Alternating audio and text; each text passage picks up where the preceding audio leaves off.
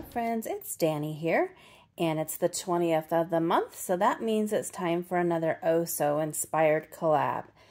In the description box below, you'll find all kinds of information, so be sure to check it out.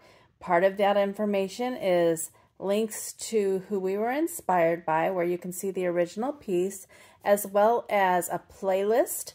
If you click on that playlist, you can find all the other collab team members, and you can go and see how they were inspired this month. I know it's going to be amazing, as well as any products that I use that are still available that I could find. So that description box has all kinds of stuff. Check it out. This month we are inspired by Megan K. I will pop up the inspiration piece now on the screen. And I was inspired by the bees. I love bees, and it was quite a challenge to narrow down which set to use. And I was also inspired by her layout. So my layout is very, very similar on my card. All right, and so what I ended up choosing to use is this What's Buzzin' stamp set from the Greeting Farm. I do believe it's retired, but look at those little bees. Aren't they just adorable?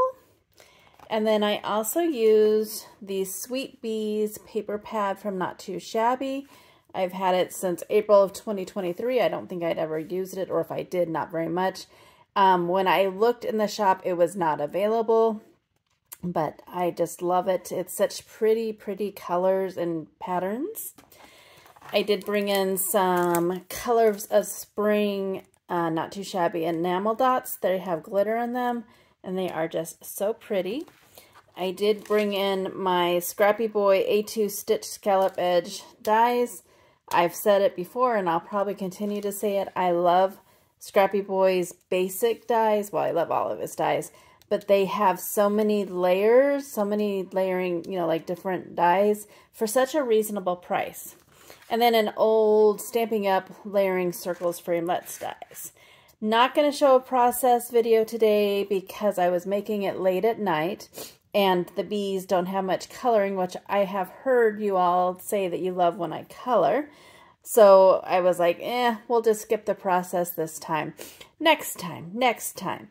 And so I'm going to pop up Megan's card here so you can see I did kind of use the same layout. I just turned this to a circle instead of a rectangle, and my placement of the bees is a little bit different, but I thought it turned out pretty cute. So I used that Scrappy Boy scalloped edge rectangle there. I just used my trimmer here, and then this was the Stamping Up layering circles framelits, and then I did color up the bees. These two are cut out, and let me tell you, fussy cutting those little antennae was quite the challenge, but I did it. And then I did add some stickles on their wings. Hopefully you can see the shine and shimmer. What's Buzzin'? And I just did that on the inside. But yeah, there is my finished card. I really wanted to keep making bee cards. I absolutely love bees.